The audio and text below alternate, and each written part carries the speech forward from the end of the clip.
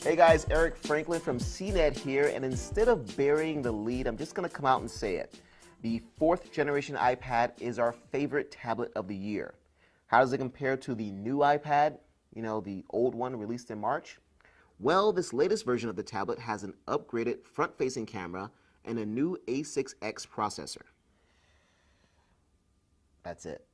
But what the iPad lacks in new features, it more than makes up with older, awesome features like its premium build quality, that App Store, and a deep and robust media ecosystem supporting the best in movies, music, TV shows, games, books, and apps.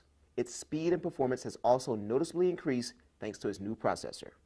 App selection is still the single most impressive iPad trait. If there's an app worth having, it'll likely be on the App Store before anywhere else. From cool finance apps to tons of educational, cooking, and productivity apps to a whole fracking section of apps for healthcare professionals, if you're interested in doing things on a tablet, like useful, fun things, this is your place. Now, given the iPad's graphical capabilities, I really wanted to single out games. I'm not what some would call a casual gamer. I play console games and I still game on the PC, and yet I still love playing games on this thing. Like with general apps, the iPad has the most, best looking games of any tablet platform. While you'd eventually find some of these games on Android, the vast majority of the time, the best version is the iPad version.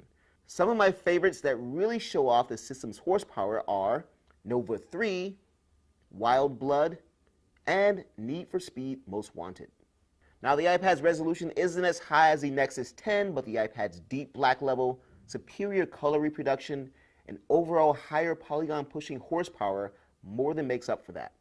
I also love just how smooth and zippy it performs. When navigating through menus, across screens, and when opening apps, there's just a quickness here that really outshines anything else. At an average brightness, the iPad lasts over 14 hours playing a local movie at 720p, which again, no other tablet has been able to rival. The iPad is an excellent tablet, but it's not perfect. If you want deep OS customization options, you'll want to look elsewhere, namely the latest version of Android, Jelly Bean, specifically the Nexus 7 or Nexus 10. And for getting any real work done on a tablet, the iPad pales in comparison to the Microsoft Surface with its comfortable keyboard cover and the inclusion of Office.